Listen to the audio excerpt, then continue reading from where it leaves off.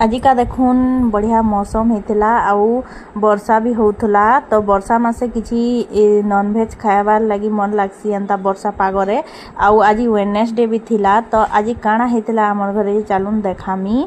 आज बहुत लोकर घरे नेके हेतिबा कारण एटा रज पड़ी जाइथिला और रविवार दिन भी संक्रांति थिला तो लोग नहीं खाई पारथिबे बोले हेति लगे आज बुधवार दिन ने सब खाइथिबे। तो एटा देखुन एटा आमर घरे आज हेतिला चिंगुड़ी हेतिला देखुन आउ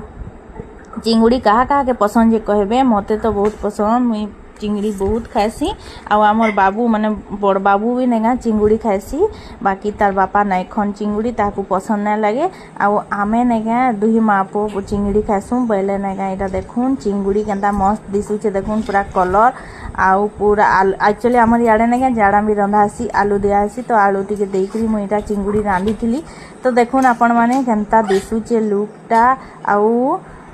कमेंट करू।